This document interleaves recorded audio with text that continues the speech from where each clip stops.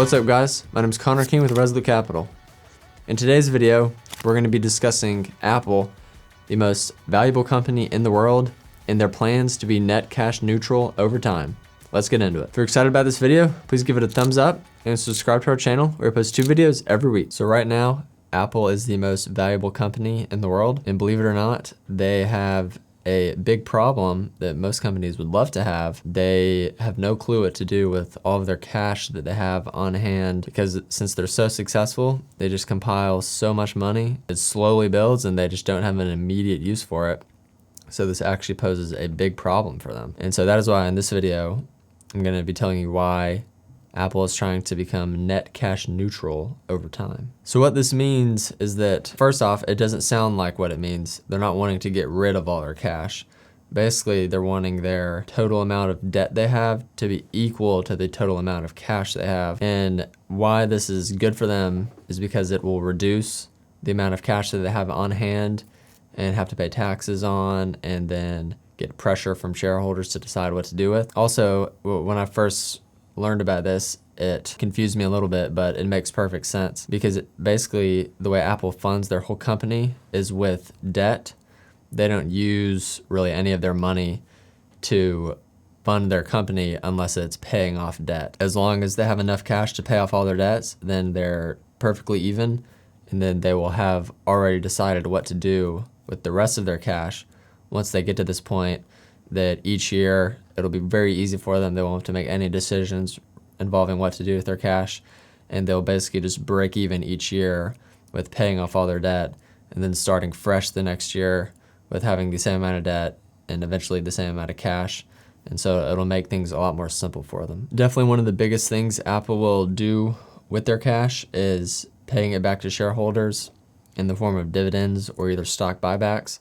They've already done a lot of this in the past couple years, and so I'm sure they'll continue to do it. And then they've also recently been investing a lot, well, really not that much in relation to how much they have, but it's been several $billion they've invested into their Apple TV Plus for original content that they've been creating, as well as a lot into research and development.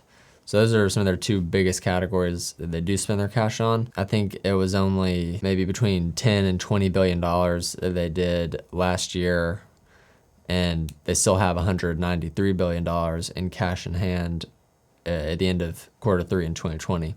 So they're still investing a lot into their company, but they just have so much money that they're still tackling the problem of what to do with it, and they can't get rid of it too quickly because that could pose some serious threats, and so they have to just do it slowly over time. Some of these potential threats or problems that they could run into is a lot of uncertainty from shareholders if they just flush all their cash away real quickly one day, as well as they don't want to raise dividends too quickly and then not be able to keep up with that in the future because it looks bad when they have to lower their dividends, as well as various tax situations that they could come into depending on how they do decide to use it. Year over year, they get some benefits doing it slowly, so that's why they're taking the slow route. So this is some fascinating stuff that Apple is doing with their finances, but it's important to remember that they're one of the biggest companies in the world. They're the most valuable. They have a ton of employees, and they're publicly traded.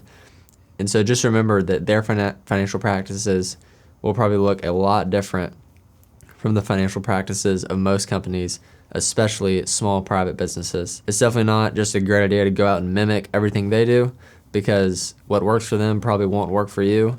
And it's important just to stick to basic small business financial principles if you're looking to grow your business and have a great hold of your finances. This video is for entertainment purposes only, and you should always consult a professional financial advisor before making any decisions with your money. Thanks for watching this video. If you enjoyed it, please give it a thumbs up and subscribe to our channel where we post 2 videos every week.